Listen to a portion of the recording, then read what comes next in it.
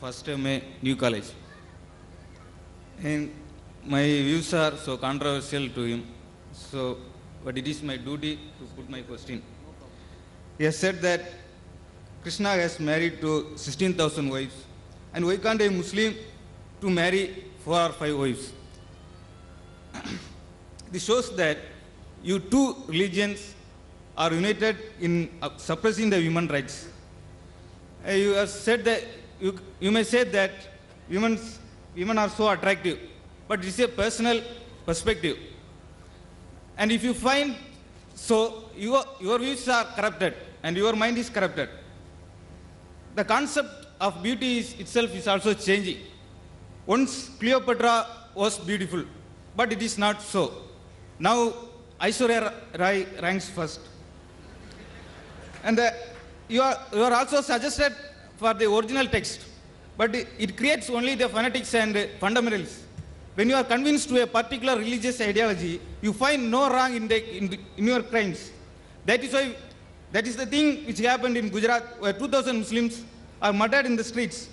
No God has come, only communists and some Democrats' efforts were there.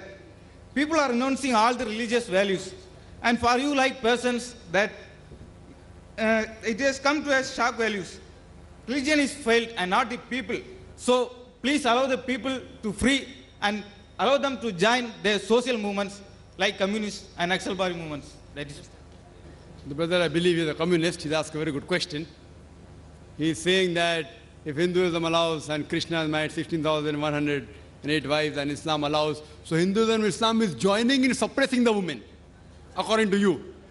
According to him, brother, he's saying Cleopatra was beautiful, today she is not. Aishwarya Rai is number 1. For you, not for me.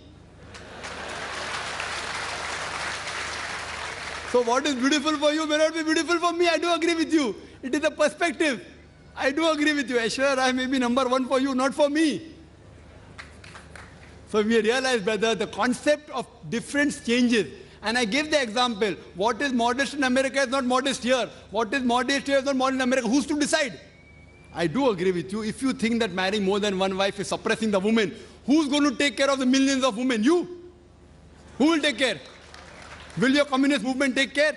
Allah, in the glorious Quran, gives you the solution to the problems of humankind. The solution doesn't go down your throat. I'm asking you a question today. There are millions and millions of women more than men. Who's going to take care of them? Who?